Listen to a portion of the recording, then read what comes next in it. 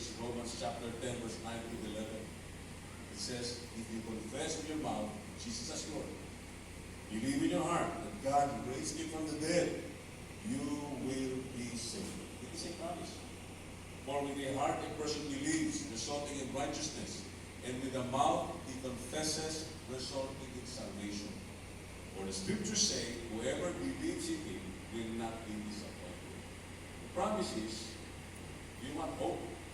Kasi many of us experience disappointment.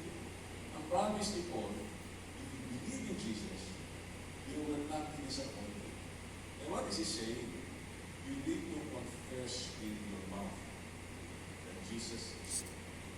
You believe in your heart that God raised him. So as we close our time together and go into the discussion, I will consider For the leaders. Yun, no? Yun! Grabe pala. Akit po tayo. January, February, March po. Mga magsiselebrate na kanilang birthday. Yeah, go!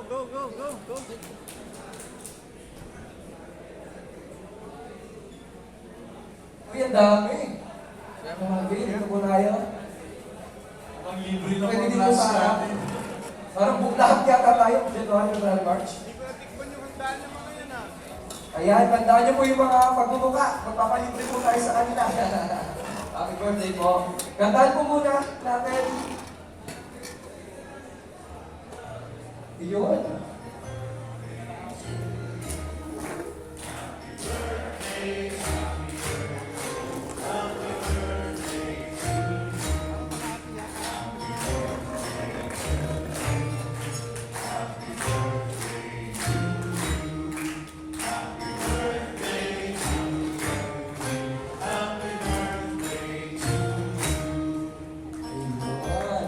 Salamat ninyo. Ako, happy birthday po sa lahat ng mga kapatid ko dito sa taas. Yung birthday na January to March.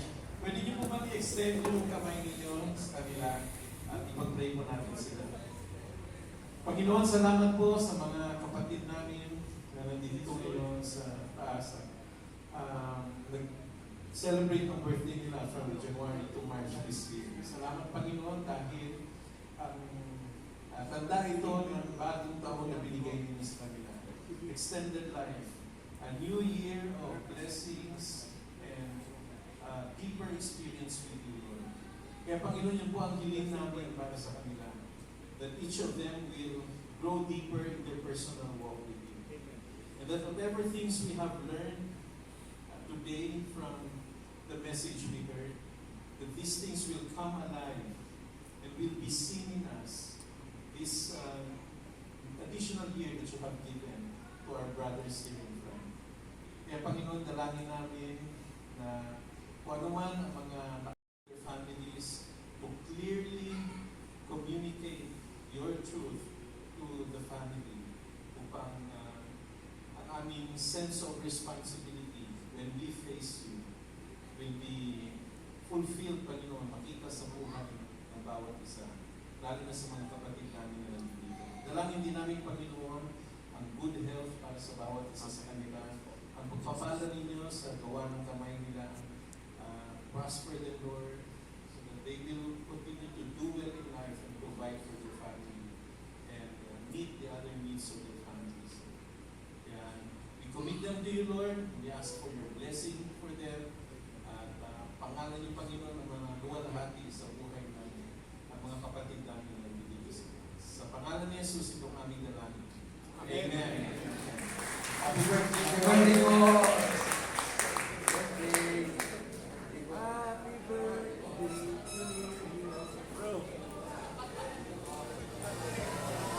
Okay. Group picture po tayo. Ano po? Group picture na po. Lahat po na kasi views. Ayan, and kung hindi pa po kayo part ng ating page, FB page po ng ayan, ako, mag-join po kayo. Please like the page. Join po tayo. Ako, pwede po dito sa taas, pwede dito sa baba.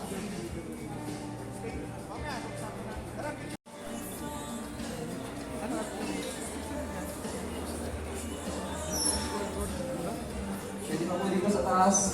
Sino matatag ka dyan?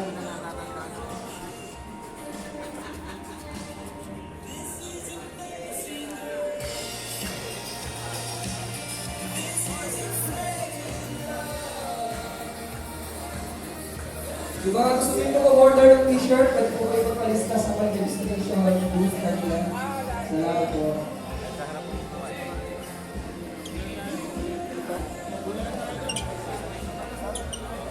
So, wala ka lang ako dito. So,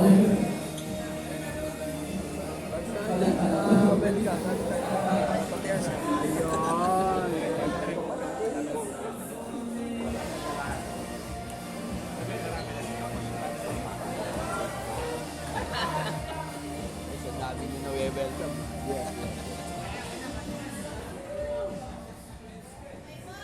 Two. One.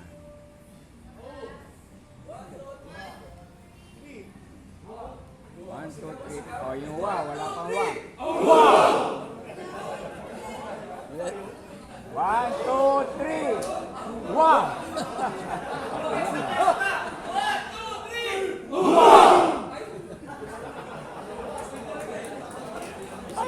maraming salamat po sa inyo next month. God bless, brothers. Wow! Oh, dandan. Oh, sige.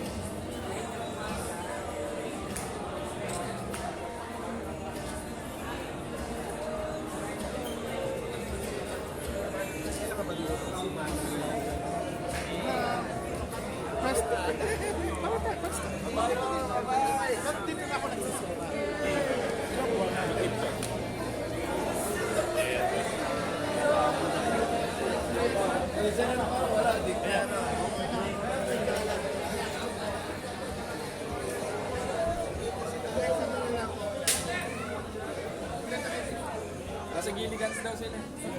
Parang hindi pa kayo